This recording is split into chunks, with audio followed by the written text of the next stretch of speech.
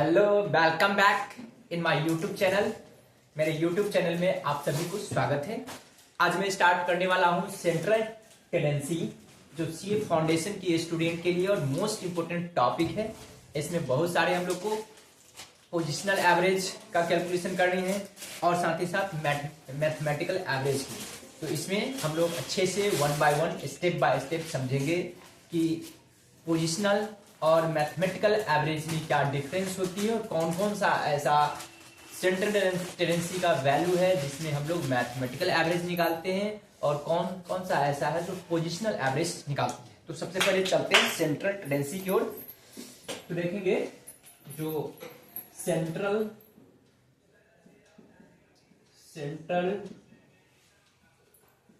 Tendency या statistical average, इसी को बोला जाता है, हमेशा याद रखेंगे, स्टैटिस्टिकल एवरेज। ठीक है, सेंट्रल टेंडेंसी या स्टैटिस्टिकल एवरेज भी बोला जाता है। ये दो प्रकार के होगा। एक होती है मैथमेटिकल एवरेज, पहला होंगे आपको मैथमेटिकल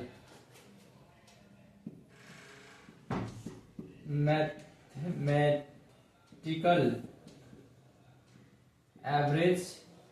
ठीक है, मैथमेटिकल एवरेज। और दूसरा होगा पोजिशनल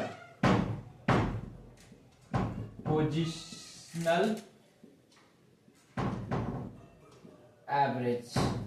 ठीक है, आपको समझ में आ रही होंगी बातें, क्या समझे। सेंट्रल टेंडेंसी उसी को हम लोग बोलते हैं स्टैटिस्टिकल एवरेज, जो दो प्रकार की होती है बेसिकली। एक होती है मैथमेटिकल एवरेज और दूसरा होता है पोजिशनल एवरेज। हमेशा याद रखेंगे, अक्सर जो सीए फाउंडेशन की एग्जामिनेशन होती है, आपको ऑप्शन में ऐसा भी क्वेश्चन पूछा जाता है, इनमें से कौन सा है जो मैथमेटिकल एवरेज है और इनमें से कौन सा ऐसा आइटम है जो पोजिशनल एवरेज है। ठीक है, अब देखेंगे मैथमेटिकल एवरेज में अपने लोग को आता है कौन कौन सा। पहला अर्थमेटिकल मीन, अरिथमेटिकल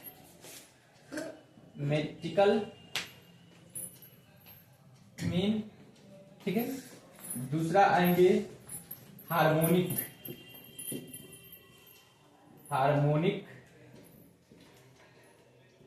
मीन और तीसरा आएंगे ज्योमेट्रिकल मीन।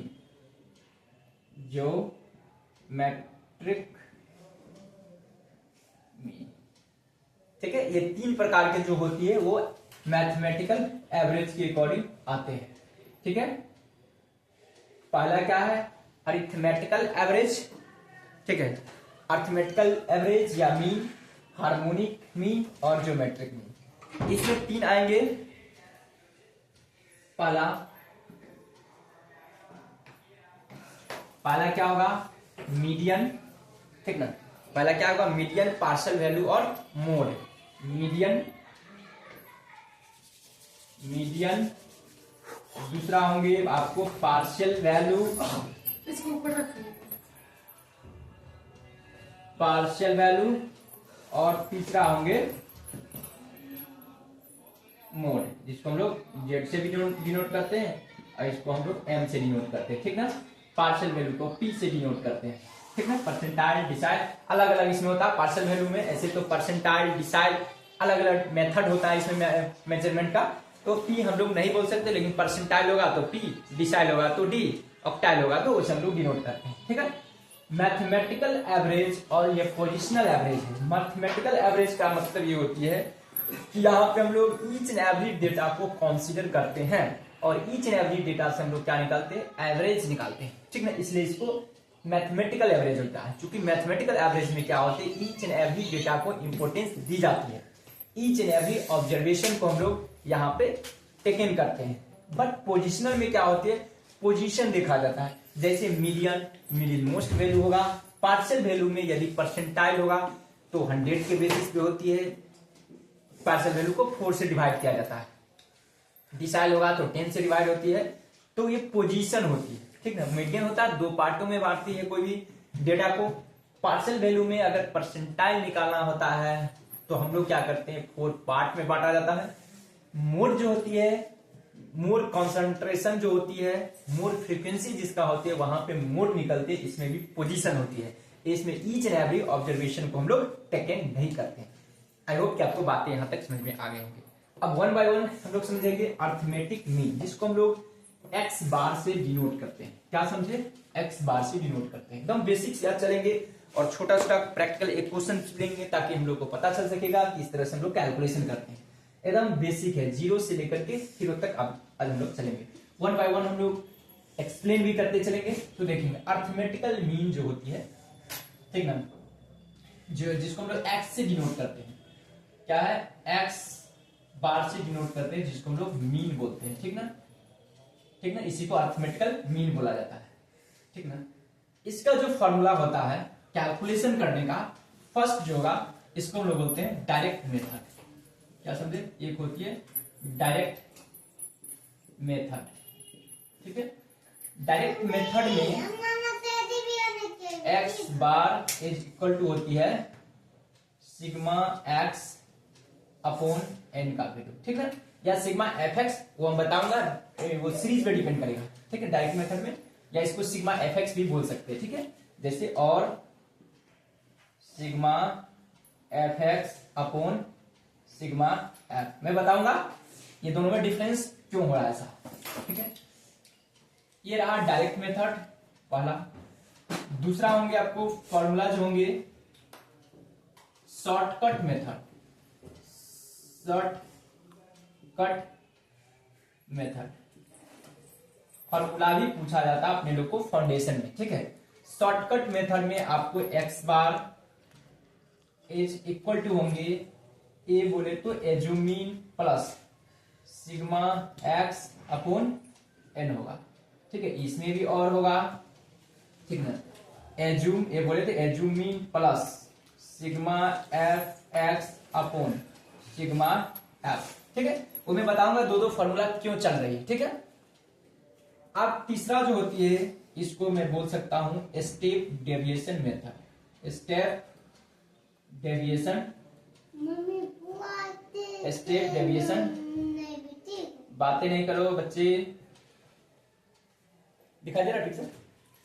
ठीक ना, स्टेप डेविएशन मेथड में x bar as equal to होंगे, यहां पे एज्यूमिंग तो होगा ही A plus sigma x i upon N होगा। ठीक ना, और इसमें और A plus sigma F x i upon sigma F. ठीक है, अब देखेंगे यहां पे जहां पे एफ आ रही है इसी को मैं बता रहा हूं, और एक में एफ नहीं है, सब सेम है, एक सी में डिनोट कर दूंगा, एक्सप्लेन तो आपको इन सारा कॉन्सेप्ट क्लियर हो जाएगा। देखेंगे यहां पे क्या हो रही है, जिस जिस फॉर्मूला में एफ आ रहा है तो वहां पे हम लोग क्या समझेंगे, जहां पे भी एफ आ रहा है इसका मतलब ये डिस्क्रीट, डिस्क्रीट या कंटिन्यूअस सीरीज, कंटिन्यूअस सीरीज की बात कर रही है। ठीक है, क्या समझे? हम लोग स्टैटिस्टिकल में सीरीज जो होती है या डेटा जो होती है, जनरली हम लोग जब स्टडीज करते हैं, उसको थोड़ा कर दो, स्टडीज करते हैं तो डेटा तीन प्रकार की होती है। एक होती है इंडिविजुअल सीरीज, दूसरा होती है डिस्क्रीट या फ्रीक्वेंसी डिस्ट्रीब्यूशन टेबल भी उसको बोलते हैं, तीसरा होती है कंटिन्यूअस सीरीज होती है। इंडिविजुअल सीरीज में क्या होती है, जिसमें सिर्फ और सिर्फ वेरिएबल आइटम दिया होती है। जैसे एग्जांपल के तौर पे किसी कंपनी का सेल्स का वैल्यू दे दिया है लास्ट 5 ईयर, लास्ट 10 ईयर, उसका उन्हें एवरेज निकालते हैं इंडिविजुअल सीरीज वाला। किसी कंपनी का प्रॉफिट या लॉस दे दिया लास्ट 5 या 10 ईयर का, उसका एवरेज अगर निकालने की आवश्यकता होगी अपने लोग को, उसको इंडिविजुअल सीरीज। या किसी वर्कर का वेजेज है, किसी एम्प्लॉय का सैलरी है, किसी वर्कर का वेजेज है, किसी स्टूडेंट का मार्क्स ऑब्टेन है, ठीक ना, इन तमाम प्रकार के जब सीरीज होती है तो उसको हम लोग इंडिविजुअल सीरीज बोलते हैं। ठीक है, जिसको रॉ डेटा भी बोलते हैं और ग्रुप डेटा भी बोलते हैं। ठीक है, दूसरा आता है ग्रुप डेटा में जो आती है डिस्क्रीट सीरीज, जिसमें अपने लोग को फ्रीक्वेंसी और इंडिविजुअल, ये फ्रीक्वेंसी और वेरिएबल दोनों दिया होता है। ठीक है, जैसे फ्रीक्वेंसी बोले तो नंबर के रूप में, जैसे किसी वर्कर का नंबर ऑफ वर्कर भी दिया रहेगा, और उसका वेजेस भी दिया रहेगा, तो वो डिस्क्रीट सीरीज हो गया। ठीक है, किसी स्टूडेंट का अगर, ठीक ना, नंबर ऑफ स्टूडेंट दिया है और उसका मार्क्स ऑब्टेन दिया हुआ है, तो वहां पे भी हो गया डिस्क्रीट सीरीज। कंटिन्यूअस सीरीज में आपको क्लास इंटरवल दी होती है, जैसे 0 से 10, 10 से 20, 20 से 30, 30 से 40, 40 से 50, इस तरह से यदि हो तो हम लोग उसको बोलते हैं कंटिन्यूअस सीरीज। आई होप आपको बातें समझ में आ रही होगी। क्योंकि अगर इसमें थोड़ा सा और आप लोग को डेप्थ चाहिए तो इसे लास्ट मैंने वीडियोज अपलोड किया है, उस वीडियो में आप लोग इसको वॉच करके कॉन्सेप्ट क्लियर कर सकते हो। बट आई होप कि आप लोग को ये सारी बातें या तमाम प्रकार के कॉन्सेप्ट ऑलरेडी जानकारी होंगे, तो कोई दिक्कत नहीं होनी चाहिए। ठीक है, अब देखते हैं यहाँ पे ये फॉर्मूला को मैं फिट करता हूँ, कैसे कैलकुलेशन होगा वो जरा समझेंगे। ठीक है, दैट मेथड में जैसे एग्जांपल के तौर पे मैं एग्जांपल लेता हूं एक, और इसी के माध्यम से ये तीनों फॉर्मूलास में पुट कर दूंगा। जैसे देखेंगे एक बुक से ही क्वेश्चन देता हूं ताकि कैलकुलेशन करने में इजी हो। जैसे आपको है 10, 16, 12, 18, जैसे दिया हुआ 10, 16, 12, 18, इस तरह से दिया हुआ, कहेगा कैलकुलेट मीन।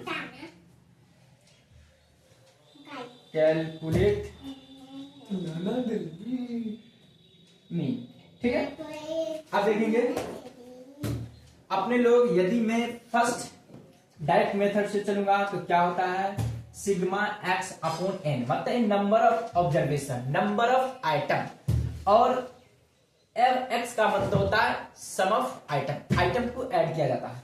तो देखेंगे 10 प्लस 16 प्लस 12 प्लस 18 अपॉन 1 2 3 4 4।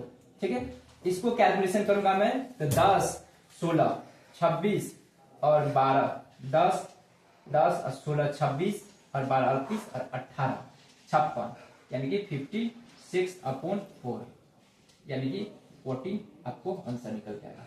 ठीक है, इसी में अपने लोग को यदि शॉर्टकट मेथड बनाना होता तो देखेंगे क्या करते हैं। शॉर्टकट मेथड में क्या होता है, एक एज्यूम मीन ले लिया जाता है। जैसे देखेंगे एज्यूम मतलब कोई ऐसा डेटा, जैसे एक्स बार, ठीक ना, मैं लेता एज्यूम, मैं कोई एक डेटा, इसमें से मैं डेटा को एज्यूम कर लूंगा। सपोज दैट इनमें से जो सुविधा के अकॉर्डिंग आपको इच्छा है तो आप अलग से भी ले सकते हैं। जैसे मैं 10 एज्यूम कर, 10 सभी डेटा से मैं लेस कर दूंगा। ठीक ना, इसको कुछ इस तरह से टेबल में मैं शो कर देता हूं। ठीक ना, जैसे आपको वेरिएबल है, मतलब एक्स का वैल्यू दिया हुआ है, वेरिएबल का मतलब एक्स है, 10 है, 16 है, 12 है, 18 है। ठीक है, अब मुझे निकालना है dx, इसको बोला जाता है, इसलिए मैंने लिखा था, सॉरी ये सिग्मा dx, यहाँ पे d छूट गया था। ठीक ना, यहाँ पे d लगा दीजिए, सब में d होगा। ठीक है, dx से कैसे निकलेगा, तो x माइनस ए, मतलब कोई डेटा को एज्यूम कर लिए, ये जो होगा आपको डेटा इनमें से कोई एक माने, तो मैं सुविधा के अकॉर्डिंग में ए मान लेता हूं 10 को। ठीक ना, तो हो जाएगा 10 x माइनस ए यानी कि 0, ये हो जाएगा 6, ये हो जाएगा 12, ये हो जाएगा 8। ठीक है, इसको ऐड कीजिए, इसको मैं बोलूंगा sigma dx is equal to 6 8 8 16 16 हो गया। ठीक है, फॉर्मूला पे मैं पुट कर देता हूं x bar is equal to a, तो a मैंने 10 माना था, प्लस सिग्मा dx 16 है, अपन इनका वैल्यू कितना था, 4 था। तो देखिए कितना होगा, 4 चौका 16 और 10, 4 से कटेगा 4 होगा और 10 14, ये भी आया 14 आया। ठीक है, ये भी एक आंसर निकल के आ गया। अब देखेंगे स्टेप डेविएशन मेथड में किस तरह से निकलेगा वो देखिए। स्टेप डेविएशन में क्या होगा, इसको और ये कब बनाया जाता है स्टेप डेविएशन, जब डेटा और लेंदी हो, कैलकुलेशन थोड़ा सा टफ हो, तो वहां पे और इसको शॉर्ट करने के लिए, जैसे यहाँ पे मैंने छोटा है, इससे भी छोटा करने के लिए किया जाता है। जैसे एग्जांपल के तौर पे यहाँ पर x का वैल्यू, ठीक है, x का वैल्यू कितना है, 10 है, 16 है, 12 है, 18 है।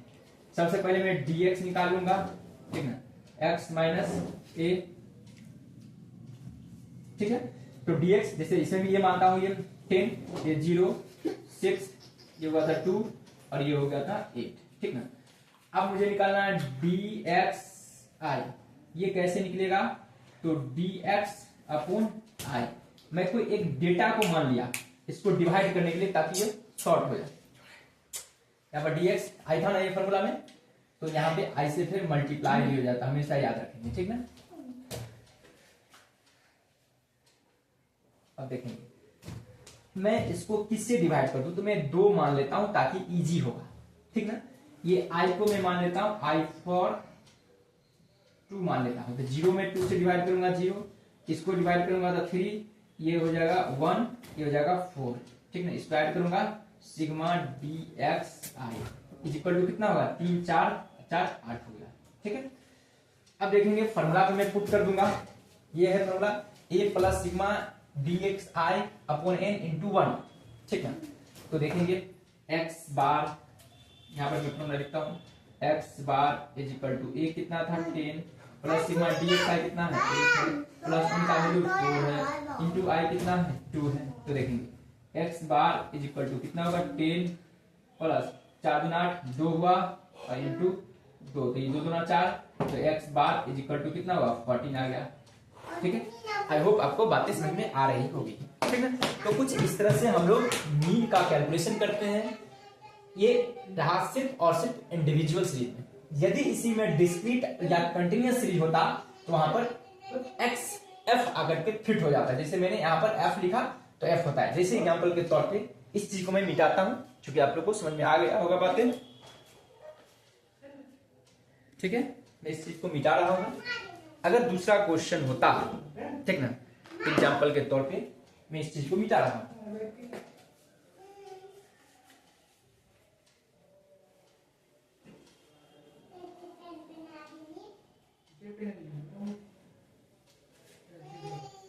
जैसे एग्जांपल के तौर पे डिस्क्रीट सीरीज में क्या होगा, दो डेटा रहेगा। जैसे x का वैल्यू आपको गिवन रहेगा, ठीक है, और f भी दिया रहेगा, ठीक है।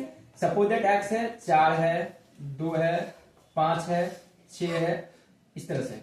f का वैल्यू सपोज दैट 2 है 3 है 1 है 4 है, इस तरह से रहेगा, ठीक है। ये क्वेश्चन रहेगा। अब इसको अपने लोगों को क्या करना होता है, fx निकालना होता है, f और x मल्टीप्लाई करना होता है, ठीक है। f और x को, इन दोनों को मल्टीप्लाई करूंगा कितना होगा 4 गुना 8, ये होगा 3 गुना 6, ये होगा 5 1 5, ये होगा 6 6 24, ठीक है। इसको मैं ऐड करूंगा सिग्मा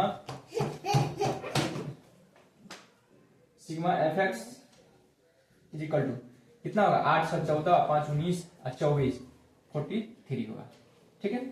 अब हो जाएगा x bar is equal to sigma fx upon n का वैल्यू या f का वैल्यू।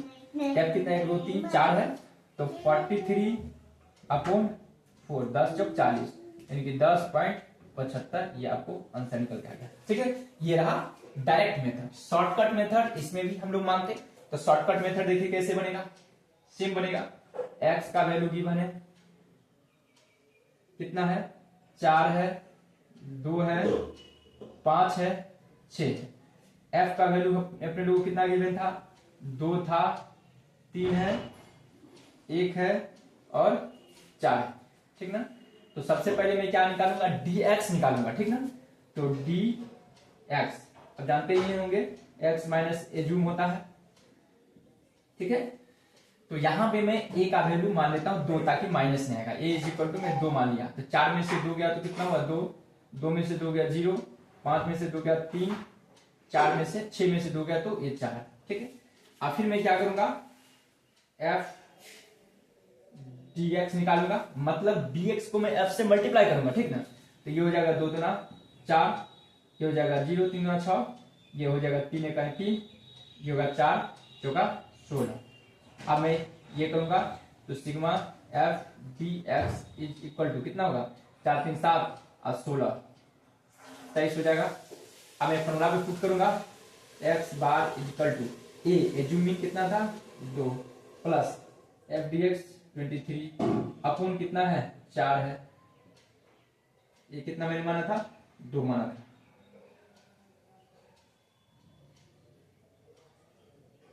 चार 3 7 23,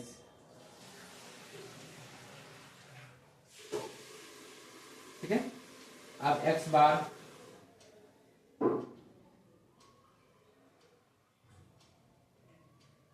इसको आप ये निकालेंगे तो कितना होगा 19 4 23 2 महीने 4 0 4 चौका 16। तो इसको मैं ऐड करूंगा 4 चौका 16 5 चौक 20 6 चौक 24 समथिंग होगा कुछ, इससे इसको आपको कटिंग कर देना है, ठीक ना। तो ये आएगा आंसर। तो आई होप कि आपको बातें समझ में आ रही होगी कि हम लोग को कैलकुलेशन किस तरह से करनी है। तो आज की क्लास यहीं पे एंड हो रही है। Okay, bye bye, have a nice day.